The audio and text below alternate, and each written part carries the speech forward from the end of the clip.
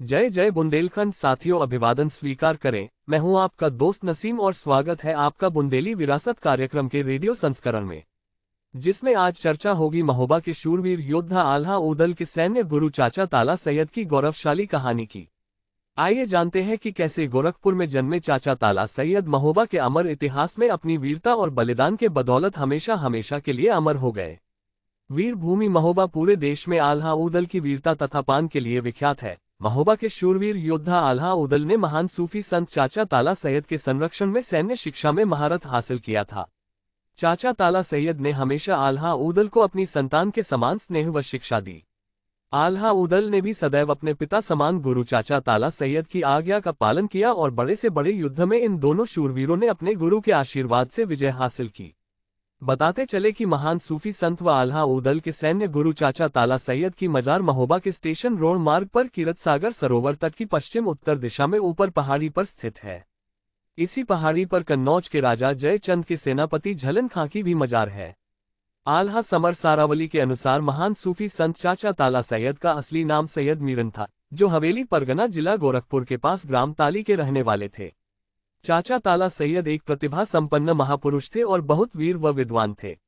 इतिहासकार बताते हैं कि आपने लंबे समय तक महाराज बनारस के दरबार में उच्च सैन्य पदों को सुशोभित किया, इसीलिए आपको बनारस वाले भी कहा जाता था। बताया जाता है कि ताला सैयद किसी बात से नाराज होकर बनारस के राजा के यहाँ से कन्नौज के राजा के बुलावे पर कन्नौज के लिए जा रहे थे। उसी समय बिठूर के मेले में उरई के राजा माहिल के उकसाने पर पृथ्वीराज चौहान के सेनापति कलिंग राय ने महोबा के राजा परमाल की रानी मल्हना पर नौलखा हार हासिल करने के लिए आक्रमण कर दिया। तब चाचा ताला सैयद ने बड़ी वीरता से इस आक्रमण को विफल कर रानी की रक्षा की। चाचा ताला सैयद की वीरता और सूझबूझ को देखकर महोबा के चंदेल शासक राजा परमाल ने उन्हें अपने दरबार में सैन्य शिक्षा का प्रशिक्षण देने के लिए सेना के सर्वोच्च पद पर नियुक्त कर दिया। उनके संरक्षण में महोबा के शूरवीर आल्हा ऊदल के साथ मलखान, सुलखान, धेबा, लाखन सहित अनेक योद्धाओं ने सैन्य शिक्षा में महारत हासिल किया।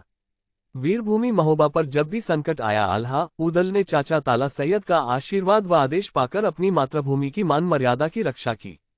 आल्हा खंड के कवि जगनिक के अनुसार महोबा के राजा परमाल की दिल्ली के राजा पृथ्वीराज चौहान से किसी बात को लेकर अनबन हो गई थी और उरई के राजा माहिल के उकसाने पर पृथ्वीराज चौहान की सेना के सेनापति चामुंड राय ने महोबा पर ताला सैयद, आल्हा ऊदल की गैर हाजिरी में आक्रमण कर दिया। इस दिन रक्षाबंधन पर्व था। इस पर्व पर भाइयों को बहनें राखी बांधकर कजलियां भेंट करती थी।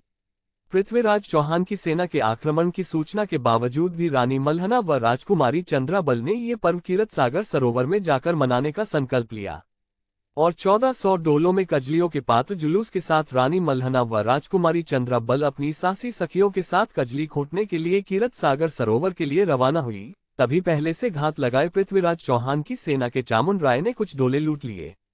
रानी मल्हना ने सौगंध ली कि जब तक लूटे गए डोले सम्मान सहित वापस नहीं लाए जाएंगे तब तक वह कजली नहीं खोटेंगी। महोबा पर संकट की सूचना पाकर ऊदल व उनके गुरु ताला सैयद व उनके शिष्य रेबा, लाखन साधुओं का वेश बनाकर अपनी वीरभूमि की रक्षा के लिए महोबा आ गए और उन्होंने पृथ्वीराज चौहान की सेना के साथ भीषण युद्ध करके सेना को परास्त कर दिल्ली की ओर खदेड़ दिया। चाचा ताला सैयद व उनके शिष्यों ने लूटे गए डोलों को सम्मान सहित वापस हासिल कर लिया। तब से वीरभूमि महोबा में रक्षाबंधन का ये पावन पर्व विजय दिवस के रूप में दूसरे दिन मनाया जाता है। ये थी चाचा ताला सैयद की अमर कहानी। अब दीजिए अपने दोस्त नसीम को इजाजत। बुंदेली विरासत के रेडियो संस्करण के अगले अंक में फिर होगी मुलाकात।